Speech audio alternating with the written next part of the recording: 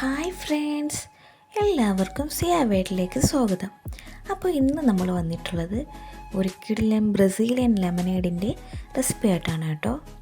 ഇപ്പോൾ ചൂടൊക്കെ അല്ലേ, ഒന്ന് തണുക്കാനായിട്ട് പറ്റിയ ഒരു റിഫ്രഷിങ് തരുന്ന ഒരു റെസിപ്പിയാണ് കേട്ടോ ഇത്. അപ്പോൾ അതെങ്ങനെയാണ് ഉണ്ടാക്കുന്നതെന്ന് നമുക്ക് നോക്കിയാലോ. അതിനായിട്ട് ഞാനിവിടെ എടുത്തിട്ടുള്ളത് ഒരു 4 നാരങ്ങയാണ് കേട്ടോ. ചെറിയ നാരങ്ങ കൊണ്ടാണ് 4 എടുത്തത്. വലുതാണെങ്കിൽ 2 എടുത്താൽ മതിയാവും കേട്ടോ. ഇനി ഇതിലില്ലേ ഈ ഒരു നാരങ്ങ നമുക്ക് മാറ്റി വെച്ചതിന് ശേഷം ബാക്കിയെല്ലാം എടുത്ത് ഒരു മിക്സിയുടെ ജാറിലേക്ക് പിഴിഞ്ഞെടുക്കാം കേട്ടോ. ഇതിൽ സീഡൊക്കെ മാറ്റിയിട്ട് വേണം കേട്ടോ പിഴിഞ്ഞെടുക്കാനായിട്ട്. അപ്പോൾ ഇതേ നമ്മളെല്ലാം പിഴിഞ്ഞെടുത്തിട്ടുണ്ട് കേട്ടോ. ഇതിൽ സീഡൊക്കെ മാറ്റിയിട്ടാണ് പിഴിഞ്ഞെടുത്തിട്ടുള്ളത്. ഇനി നമ്മൾ നേരത്തെ മാറ്റി വെച്ചിട്ടുള്ള ആ ഒരു 2 നാരങ്ങ പീസില്ലേ, അതോടെ ഇതിലേക്ക് ഇട്ട് കൊടുക്കാം. ഇത് തോടോടെ കിട്ടാൻ വേണ്ടിയിട്ടാണ് കേട്ടോ ഇങ്ങനെ ഇട്ടിട്ടുള്ളത്. ഇനി നമുക്കിതിലേക്ക് 1 ടേബിൾ സ്പൂണോളം പുതിന ഇലയില്ലേ അത് ചേർത്ത് കൊടുക്കാം.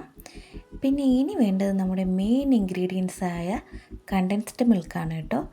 അതൊരു 3 ടേബിൾ സ്പൂണോളം ചേർത്ത് കൊടുക്കാം. എന്നിട്ടുണ്ടല്ലോ ഇതിൽ ഒരു 1/2 ഗ്ലാസ്സോളം നല്ല തണുത്ത വെള്ളം കൂടെ ചേർത്ത് കൊടുക്കാം.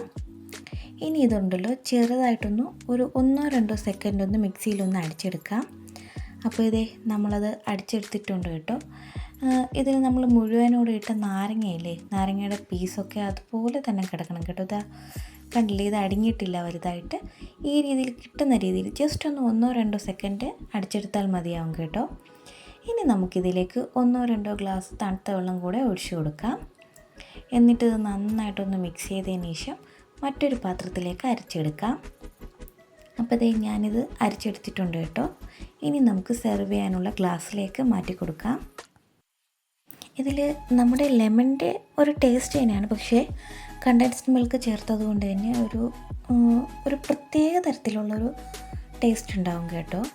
അപ്പോൾ ഇതേ നമ്മൾ സെർവ് ചെയ്യാനുള്ള ഗ്ലാസ്സിലേക്ക് 5-6 ഐസ് ക്യൂബുകളൂടെ ഇട്ട് കൊടുത്തതിന് ശേഷം നമ്മൾ തയ്യാറാക്കിയിട്ടുള്ള ലെമണേഡ് ഒഴിച്ചു കൊടുക്കുന്നുണ്ട്. ഒപ്പം തന്നെ ഒരു ഗാർണിഷിങ്ങിനായിട്ട് ഒരു ലെമൺ കൂടെ വെച്ച് കൊടുക്കുന്നുണ്ട് കേട്ടോ. അത് പൊട്ടിപ്പോയി. ഓക്കെ, അപ്പോൾ ഇത്രയേ ഉള്ളൂ നമ്മുടെ റെസിപ്പി. ഈ റെസിപ്പി ഇഷ്ടപ്പെട്ടിട്ടുണ്ടെങ്കിൽ ലൈക്ക് ചെയ്യാനും ഷെയർ ചെയ്യാനും കമൻറ്റ് ചെയ്യാനും സബ്സ്ക്രൈബ്